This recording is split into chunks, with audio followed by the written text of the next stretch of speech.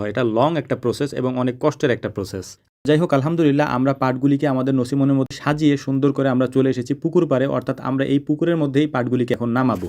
এখানে আমাদের আরও কয়েকটা জাগ আছে, অর্থাৎ আমরা এটাকে জাগ বলে আমরা আরও কিছু পাট এখানে এনে রেখেছি। পাশে যে পাটগুলি দেখতে পাচ্ছেন এগুলি আমাদেরই, এগুলি ওরা গত কয়েকদিন ধরে কেটে কেটে এনে তারপর পানির মধ্যে ভিজিয়ে রেখেছে। এই পাটগুলিকে পরবর্তীতে অর্থাৎ 2-3 দিন পরে এগুলিকে আবার আমরা সুন্দর করে সাজিয়ে তারপরে যে কচুরি আছে এই কচুরি দিয়ে ঢেকে দেবো। এরপর ঢেকে দেওয়ার পর এগুলি যখন পচে যাবে একবারে, তখন এটাকে উঠিয়ে পাটের আঁশটা আলাদা করতে হবে এবং ওই আঁশটা সুন্দর করে ধুয়ে পরিষ্কার করে রোদ্রে শুকিয়ে তারপর হচ্ছে বাজারজাত হয়। এটা লং একটা প্রসেস এবং অনেক কষ্টের একটা প্রসেস। আমি শুরুতেই বলেছি পাটের এই কাজগুলি করা অনেক কষ্টের এবং অনেক কঠিন। এটার কারণ হচ্ছে যে এই পাটগুলিকে আপনারা দেখতেই পাচ্ছেন যে কি পচা পানির মধ্যে আমরা দাঁড়িয়ে দাঁড়িয়ে কাজ করতেছিলাম এবং চুলকানি হচ্ছিল। এটা খুবই স্বাভাবিক একটা ব্যাপার, এই কাজগুলি করতেই হবে, কারণ আমাদের এইখানে যেহেতু পাট অনেক বেশি হয় এবং ফরিদপুর পাটের জন্য বিখ্যাত। আলহামদুলিল্লাহ তুলনামূলকভাবে এটা দামও অনেক ভালো। এটার কারণ হচ্ছে যে 4,000 টাকার উপরে এটার মন থাকে এখন বর্তমানে যেটা আছে। তো যাই হোক, আমাদের জন্য দোয়া করবেন, আল্লাহ তাআলা যেন আমাদের ব্যবসায় বারাকা দান করেন, আমাদের খামারে বারাকা দান করেন। আসসালামু আলাইকুম রহমতুল্লাহ।